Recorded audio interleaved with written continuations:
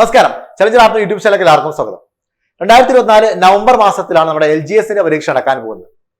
അപ്പോൾ ഈ ഷെഡ്യൂളിൽ നവംബർ തൊട്ട് ഡിസംബർ വരെ നീണ്ടു നിൽക്കുന്ന രീതിയിലാണ് പരീക്ഷയുടെ ഷെഡ്യൂൾ എന്തായാലും വന്നിരിക്കുന്നത്. അപ്പോൾ ഇനിയുള്ള ദിവസങ്ങൾ എങ്ങനെയാണ് നമ്മൾ പഠിക്കേണ്ടത് എന്നുള്ളതാണ് നമ്മൾ ഈ വീഡിയോയിൽ നോക്കാൻ പോകുന്നത്. അപ്പോൾ പല ഉദ്യോഗാർത്ഥികളും പല സ്റ്റേജിലാണ് നിലവിൽ. ചില ഉദ്യോഗാർത്ഥികൾ പഠനം ആരംഭിച്ച് ഒരു തവണയൊക്കെ റിവിഷൻ കഴിഞ്ഞ ആളുകളുണ്ട്. ഡേറ്റ് വന്നതിന് ശേഷം മാത്രം പഠനം ആരംഭിച്ച ഉദ്യോഗാർത്ഥികളുമുണ്ട്. അപ്പൊ എന്തായാലും ഇനി വരാൻ പോകുന്ന 2 മാസം, അതായത് സെപ്റ്റംബറിലെ 30 ദിവസവും ഒക്ടോബറിലെ 31 ദിവസവും 60 ദിവസം നമുക്ക് എന്തായാലും കിട്ടുന്നുണ്ട്. ഈ ദിവസങ്ങൾ നിങ്ങൾ എങ്ങനെയാണ് എഫക്റ്റീവായിട്ട് ഉപയോഗിക്കേണ്ടത്, ആ ഒരു 60 ദിവസത്തെ സ്റ്റഡി പ്ലാൻ, നിങ്ങളുടെ സ്റ്റഡി പ്ലാൻ എങ്ങനെയായിരിക്കണം എന്നാണ് നമ്മൾ ഇന്നത്തെ വീഡിയോയിൽ നോക്കാൻ പോകുന്നത്.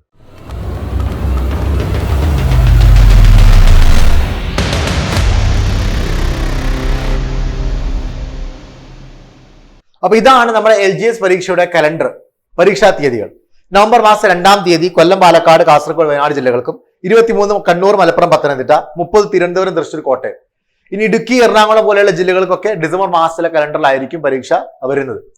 അപ്പൊ എന്തായാലും ഈ കലണ്ടർ അനുസരിച്ച് നമുക്ക് വരാൻ പോകുന്ന സെപ്റ്റംബർ, ഒക്ടോബർ മാസം നമുക്ക് കിട്ടുന്നുണ്ട്. അപ്പൊ ആ സമയത്തിനുള്ളിൽ നമ്മൾ എങ്ങനെയാണ് സിലബസ് പഠിച്ചു തീർക്കേണ്ടത് എന്നുള്ളതാണ്. അപ്പൊ ആദ്യം സിലബസിനെ മനസ്സിലാക്കാം. ഇതാണ് നമ്മുടെ സിലബസ്, 535/2023 സിലബസ്. ഇതിൽ പൊതുവിജ്ഞാനം എന്ന് പറയുന്ന ഭാഗത്ത് 40 മാർക്കാണ് കൊടുത്തിരിക്കുന്നത്. 40 മാർക്കിന് ഈ ഭാഗത്ത് നിന്നാണ്.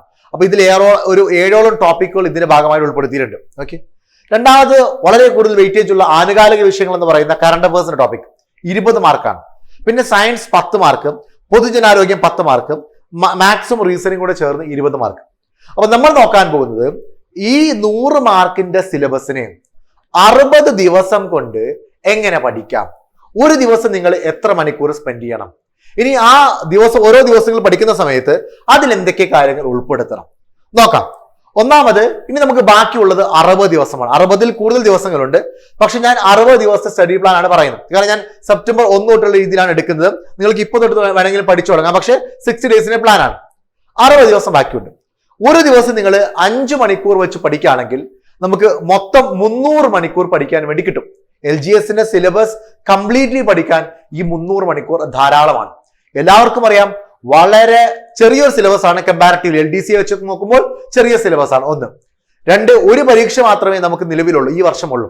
അതുകൊണ്ട് തന്നെ ഈ പരീക്ഷ ഈ സിലബസ് മുഴുവൻ കംപ്ലീറ്റ്ലി പഠിച്ച് SCERT അടിസ്ഥാനമാക്കി പഠിക്കുകയാണെങ്കിൽ തീർച്ചയായിട്ടും നിങ്ങൾക്ക് റാങ്ക് ലിസ്റ്റ് ഉൾപ്പെടാൻ സാധിക്കും.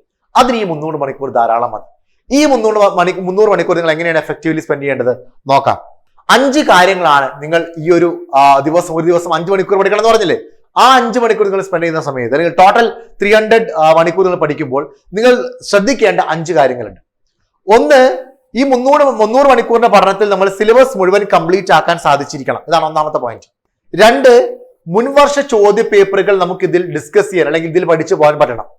അല്ലെങ്കിൽ ഒരു മാതൃകാ പരീക്ഷ ദിവസവും എഴുതാൻ പറ്റുന്ന രീതിയിൽ കാര്യങ്ങൾ മുന്നോട്ട് പോകണം.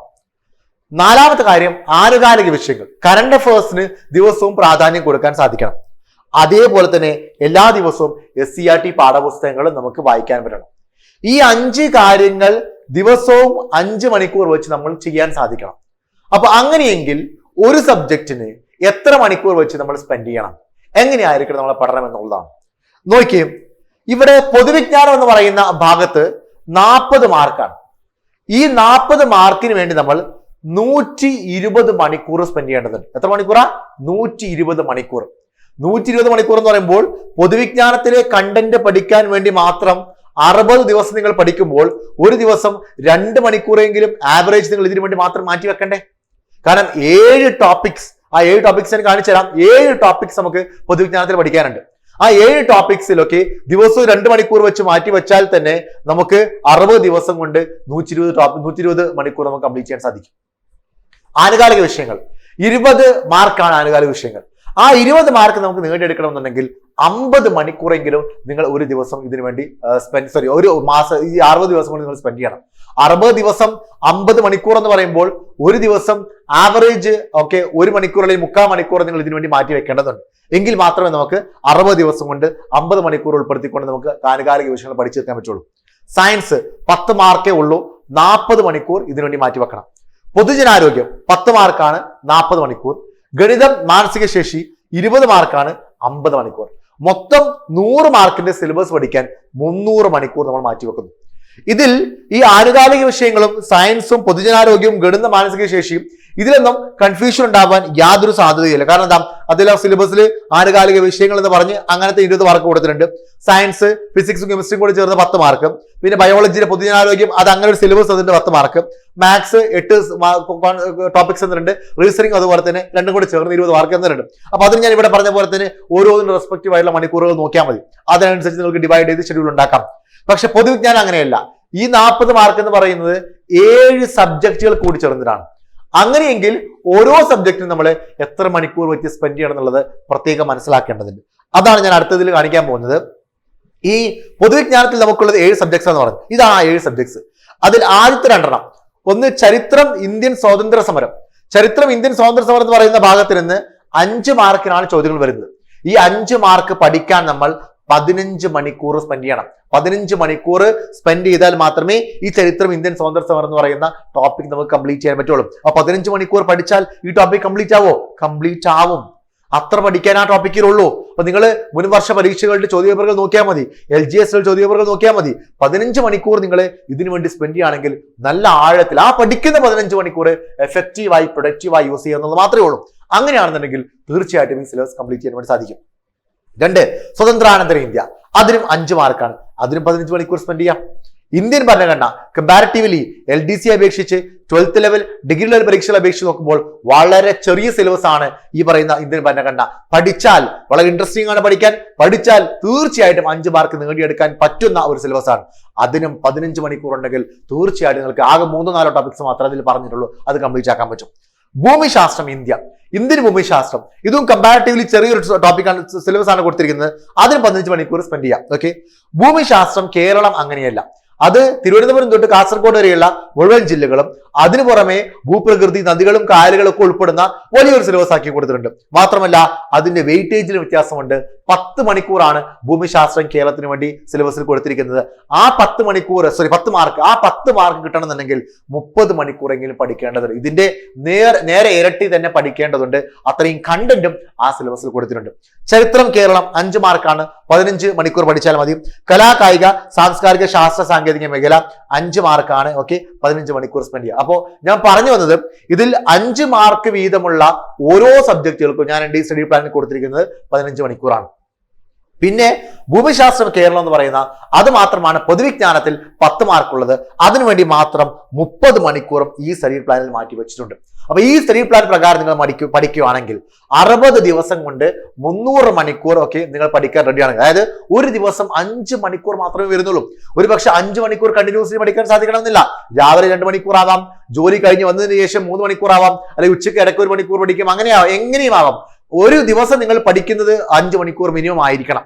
ഇൻ കേസ് ഓക്കെ നിങ്ങൾക്ക് ഇടയ്ക്ക് സൺഡേസിലോ അല്ലെങ്കിൽ മറ്റുള്ള പബ്ലിക് ഹോളിഡേസിലൊക്കെ അവധി ദിവസങ്ങളിലൊക്കെ നിങ്ങൾക്ക് കൂടുതൽ സമയം സ്പെൻഡ് ചെയ്യാൻ പറ്റുമെന്നുണ്ടെങ്കിൽ കുറച്ചും കൂടെ നേരത്തെ ഈ സ്റ്റഡി പ്ലാൻ പ്രകാരം തന്നെ നിങ്ങൾക്ക് കംപ്ലീറ്റ് ചെയ്യാൻ സാധിക്കുകയും മാത്രമല്ല ബാക്കി കിട്ടുന്ന ദിവസങ്ങൾ നിങ്ങൾക്ക് റിവിഷന് വേണ്ടി ഉപയോഗിക്കാനും സാധിക്കും. അപ്പൊ മക്കളെ, എല്ലാ ഉദ്യോഗാർത്ഥികളും നിലവിൽ പഠിച്ചുകൊണ്ടിരിക്കുന്ന ഉദ്യോഗാർത്ഥികളാണെങ്കിൽ ഇനി അങ്ങോട്ടുള്ള റിവിഷൻ ഈ സ്റ്റഡി പ്ലാൻ പ്രകാരം നിങ്ങൾക്ക് ഓക്കെ ആണെങ്കിൽ അങ്ങനെ ആക്കുക. ഇതുവരെ പഠനം ആരംഭിക്കാത്ത ഉദ്യോഗാർത്ഥികളാണെങ്കിൽ നിങ്ങളുടെ ഇനിയുള്ള പഠനം 60 ദിവസം സ്റ്റഡി പ്ലാൻ ഉണ്ടാക്കി, നാളെ തൊട്ട് സ്റ്റഡി പ്ലാൻ ഉണ്ടാക്കി ഈ ഒരു സ്റ്റഡി പ്ലാൻ അടിസ്ഥാനത്തിൽ മാതൃക രൂപത്തിൽ നിങ്ങൾ മനസ്സിലാക്കി ഒരു പുതിയ പ്ലാൻ ഉണ്ടാക്കി നിങ്ങൾക്ക് ഇംപ്ലിമെന്റ് ചെയ്യാൻ വേണ്ടി ശ്രമിക്കാം. ഞാൻ നേരത്തെ പറഞ്ഞ പോലെ തന്നെ ഈ ഒരു സ്റ്റഡി പ്ലാൻ പ്രകാരം നിങ്ങൾ ഒരു പ്ലാൻ ഉണ്ടാക്കുമ്പോൾ, ഒരു ഷെഡ്യൂൾ ഉണ്ടാക്കുമ്പോൾ അതിൽ ആ ദിവസം നിങ്ങൾ സ്പെൻഡ് ചെയ്യേണ്ട 5 മണിക്കൂറിൽ ഈ 5 കാര്യങ്ങൾ ഉൾപ്പെടുത്താൻ വേണ്ടി ഒരിക്കലും മറക്കരുത്. സബ്ജക്ട് അടിസ്ഥാനത്തിലുള്ള അതായത് സിലബസിലെ കണ്ടന്റ് അതിൽ വരണം. അത് എത്ര മണിക്കൂർ, ആ 5 മണിക്കൂറിൽ 3 മണിക്കൂർ ഇതിനു വേണ്ടി അങ്ങനെയെങ്കിൽ എങ്ങനെയാലും കുഴപ്പമില്ല, ഓരോ നോക്കിയിട്ട് അതിനനുസരിച്ച് ഉൾപ്പെടുത്താം. പിന്നെ 1 മണിക്കൂർ മിനിമം നിങ്ങൾ എന്ത് ചെയ്യണം, ഈ മുൻവർഷ ചോദ്യ പേപ്പറുകൾ അതായത് PYQs എന്ന് പറയുമ്പോൾ അത് LGSന്റെ മാത്രമല്ല LGSന്റെ സിലബസ് ഉൾപ്പെട്ടിരിക്കുന്ന മറ്റുള്ള 10th ലെവൽ പരീക്ഷകളുടെ ക്വസ്റ്റ്യൻ പേപ്പേഴ്സ് റെഫർ ചെയ്യാം. അതായത് LDCയുടെ ക്വസ്റ്റ്യൻ പേപ്പർ നിങ്ങൾക്ക് റെഫർ ചെയ്യാം. അതിൽ ഇംഗ്ലീഷും മലയാളം ഒഴിവാക്കിയാൽ മതി. ബാക്കിയുള്ള കോമൺ സിലബസിലുള്ള കണ്ടന്റ് നിങ്ങൾക്ക് നോക്കി പോകാൻ പറ്റും. LGS ലെവൽ പരീക്ഷകളുടെയും നിങ്ങൾക്ക് PYQs എന്ത് ചെയ്യാം, മാക്സിമം നോക്കിയിട്ട് പോവാം. കാരണം ഒരു 100 മാർക്കിന്റെ ചോദ്യ പേപ്പർ നമ്മൾ റെഫർ ചെയ്യുന്ന സമയത്ത് 100 ടോപ്പിക് അവിടെ പഠിക്കുന്നു, 100 ക്വസ്റ്റ്യൻസ് പഠിക്കുന്നു, അത്രയും ഓപ്ഷൻസ് നമ്മൾ പഠിക്കുന്നു. അപ്പൊ അത് മാക്സിമം പഠിച്ചു പോകാൻ വേണ്ടി ശ്രമിക്കാം. പിന്നെ ആനുകാലികത്തിന് വേണ്ടി സമയം സ്പെൻഡ് ചെയ്യുക. നിങ്ങളുടെ ഒരു സ്റ്റഡി പ്ലാൻ പ്ലാനിൽ ഒക്കെ ദിവസം SCRT ഉൾപ്പെടുത്താൻ വേണ്ടി ശ്രമിക്കുക. അങ്ങനെ 5 അല്ലെങ്കിൽ 6 മണിക്കൂർ സ്പെൻഡ് ചെയ്യുകയാണെങ്കിൽ തീർച്ചയായിട്ടും 60 ദിവസം കൊണ്ട് സിലബസ് കംപ്ലീറ്റ് ചെയ്യാനും നിങ്ങൾക്ക് റാങ്ക് ലിസ്റ്റ് ഉൾപ്പെടാൻ സാധിക്കും. ഓക്കെ, അപ്പൊ നമ്മൾ ഓൾറെഡി ചലഞ്ചർ ആപ്പിൽ LGS 2024 കോഴ്സ് ഓൾറെഡി ആരംഭിച്ചിട്ടുണ്ട്, ഓൾറെഡി റണ്ണിംഗ് ആണ്. ഒട്ടനവധി കുട്ടികൾ ഇത് എടുത്ത് പഠിക്കുന്നുണ്ട്. ഇനി ഇപ്പൊ പഠനം ആരംഭിക്കുന്ന ഉദ്യോഗാർത്ഥികൾക്ക് വേണ്ടി നമ്മൾ ക്രാഷ് കോഴ്സും ആരംഭിക്കുന്നുണ്ട്. 60 ദിവസത്തെ സ്റ്റഡി പ്ലാനോട് കൂടിയുള്ള ക്രാഷ് കോഴ്സും ആരംഭിക്കുന്നുണ്ട്. അതിൽ ജോയിൻ ചെയ്യാൻ താല്പര്യമുള്ള ഉദ്യോഗാർത്ഥികൾ താഴെ കമന്റ് ബോക്സിൽ കൊടുത്തിരിക്കുന്ന ലിങ്കിൽ ക്ലിക്ക് ചെയ്തുകൊണ്ട് ജോയിൻ ചെയ്യാം. നിങ്ങൾ LGSന്റെ കണ്ടന്റ് സിലബസ് അടിസ്ഥാനത്തിലുള്ള മുഴുവൻ കണ്ടന്റുകളും ഞാനിപ്പോൾ സ്ക്രീനിൽ കാണിക്കുന്ന ഈ LGS 2024 എന്ന് പറയുന്ന ആപ്പിന്റെ ഹോം പേജിലുള്ള ഈ കാർഡിൽ ക്ലിക്ക് ചെയ്താൽ ലഭിക്കുന്നതാണ്.